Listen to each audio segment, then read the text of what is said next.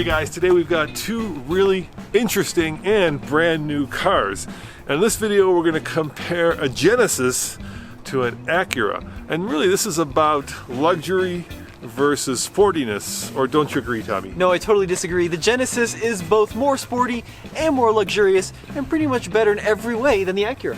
You know, I completely disagree. Wait till you see the interior of that Acura, Tommy. It is something that was designed, I think, in Milan and not in Tokyo. Yeah, well, wait till you see the Genesis. All right, well, let's talk about the exterior styling first and foremost. So once upon a time, of course, Acura had this bird-like beak, and to my mind, it wasn't very attractive. But now, the new MDX is much more sporty, much more chiseled, much more defined, and much less bird-like. I love the way that those headlights kind of squint at you. Keep in mind this is the A-spec version, which means that it is the sportier trim. I do agree, I think the Acura is much better looking than the older ones. I do still think the front grille looks like it's puckering its lips, which is a little bit weird. In my mind, I think the Genesis is an overall much cleaner look. It's more elegant, more smooth. And check this out. This turn signal design, these two streaks, continues along the side and the back. It's really cool. It's got that kind of sloping roofline in the back that just makes it look super elegant. It's just a more cohesive design overall. You know, I love the look, Tommy, of the Genesis, but that to me says luxury. That to me says performance. Let me show you what's under the hood. Yeah, and then we'll talk about luxury versus performance. Now, both of these vehicles do have a 3.5 liter, and Tommy's going to tell you that his puts out about 100 more horsepower, which isn't quite true, but it does put out more power because he's got a turbo. But sometimes it's not about the amount of power, it's the way you use it, Tommy. No, and the way you use it is wrong, because in the MDX, the engine is pointed the wrong way. It's mounted transversely like a minivan and not longitudinally like a sports sedan. It's just, I mean, it's a nice power plant, but it screams a lot more Honda Pilot, Honda Odyssey than, let's say, Honda Civic Type R. You know, the engineers at Acura will tell you that a lot of the learnings from the NSX have actually gone into the MDX, the way the all-wheel drive system works. And, you know, if you're talking about bigger is better, what size gearbox do you have in there? How many gears? Well, it's an 8-speed. Yep, and I've got a 10-speed, and everybody knows 10 is better and higher than 8. You can tell he's a man of the 1980s when 21-gear mountain bikes were like the big thing. But now we know that 10-gear mountain bikes are all you need, because any more than that is kind of silly. The Genesis has a 3.5-liter twin-turbo, may I say, not just one turbo, but two turbos, V6. It makes 375 horsepower, which is a full 85 more than the Acura, and it's pointed the right way in the car. And it's a rear-wheel drive biased all-wheel drive system. This is by far the more performance-oriented setup. Hey Tommy, you know what SH all-wheel drive means? Yes, super handling. Yes, that's right. Acura has been building some of the best, some of the most accurate, some of the most precise all-wheel drive system since long before Genesis was even a brand, let alone a vehicle.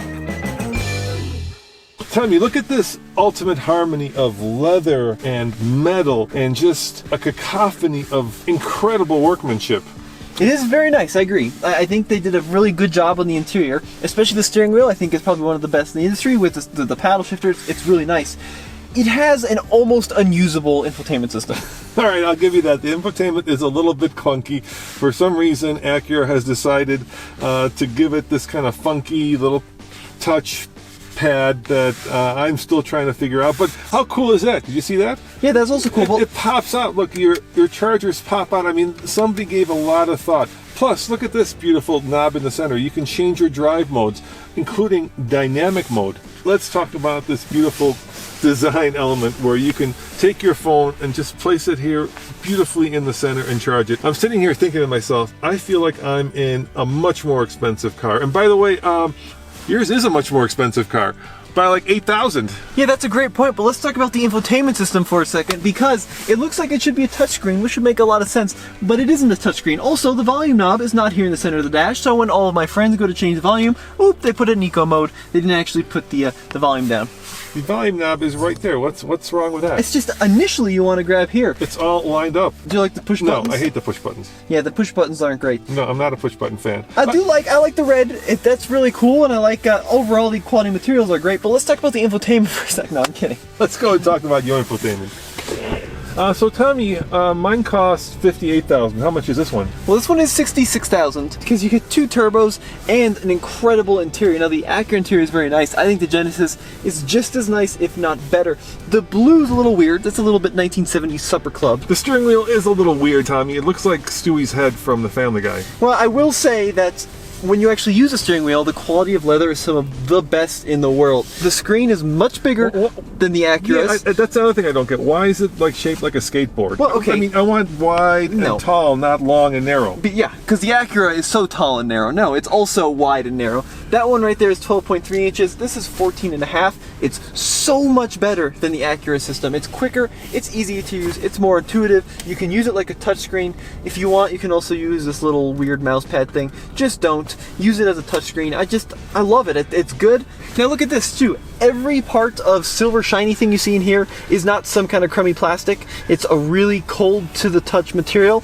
Also, you got the knurled finish on the window switches, on the mirror controls. The attention to detail is unprecedented. Look at this door panel. It's got a stitched leather door panel like you'd find in a Bentley or a Rolls Royce. It's just beautiful. And you know what else it has? My second least favorite thing after a touch transmission, a touch button, it's got a rotary dial transmission. Those are also about as equal of a pain in the ass as are the push button. No. Try parking a car. Just try doing like a city parking job with I that. don't even need to, because I can literally park the car from my key. I can pull it in and out of a spot. Wait. Let's talk about that too. So what Tommy's talking about is that the car has this feature where you can pull into a parking spot. Now I saw that for the first time 10 years ago on a Lexus LS. And since that time, Tommy, I don't think anybody in the history of automotive man or womankind has ever used that feature. Does your Acura have it?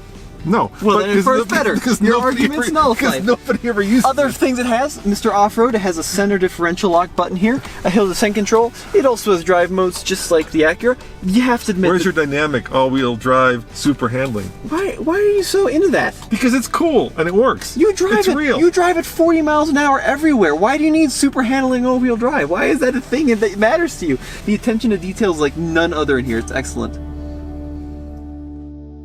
Hey Tommy, you know what Acura and Honda are known for? Really, really small back seats apparently. No, thoughtful and clever engineering. Check this out. With the push of one finger, look at that, the seat folds forward and I can easily have ingress into the third row, just like that.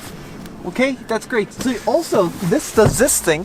You pull this, and then this whole center part comes out, which is great, because now you have captain's chairs without the best part of the captain's chairs, which are the armrests. So, all right, so both of these were at my driving position. I think I've got more room back here in the Genesis, which is good. Access to the rear seat, granted, that thing that comes out in the middle in the Acura is pretty cool because it allows you a good access into the back.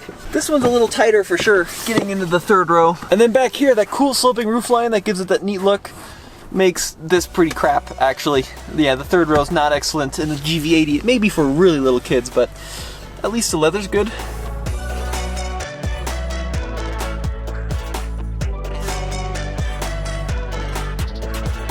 All right, Mr. New Mindset, I think that the 10-speed transmission also pays dividends in terms of fuel economy.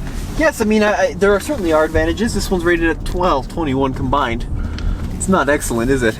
Yeah, but it hauls you and your wife and your dog and your kid and your kid's friends. It is very spacious, yes. I do think it's nice and roomy in here.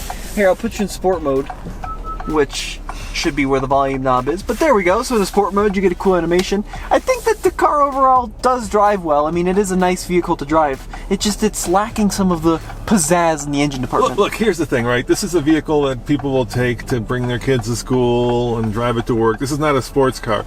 But when you get behind the wheel, the first thing you notice is that it drives much smaller than it is. It's a big vehicle, right?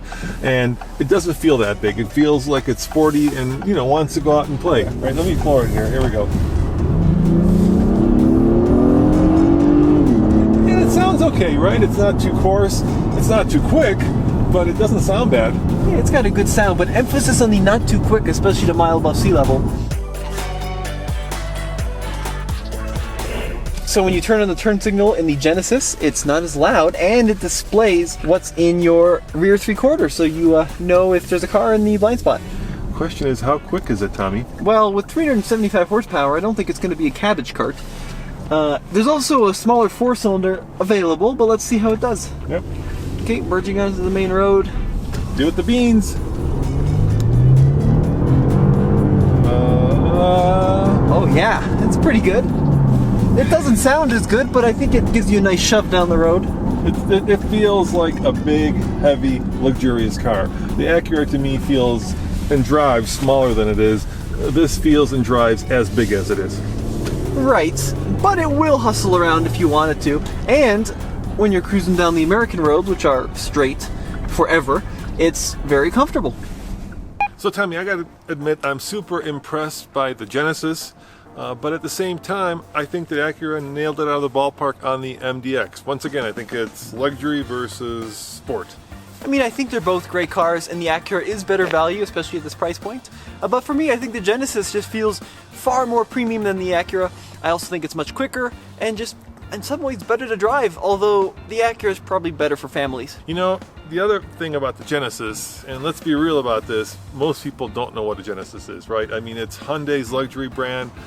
Is that a car or a brand?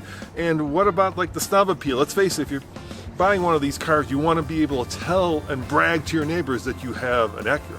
Okay, there we have a 1980s mindset, but if you have a modern mindset, brand doesn't matter so much anymore, and you buy a car based on the quality of the car.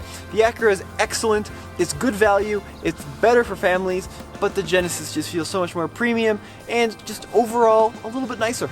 Yeah, you know, good mindset, but empty bank account. So, you know, that's kind of not the way people buy cars. As always, this is Roman. And Tommy, check out tflcar.com for the latest and greatest new car reviews. See you guys next time. Ciao.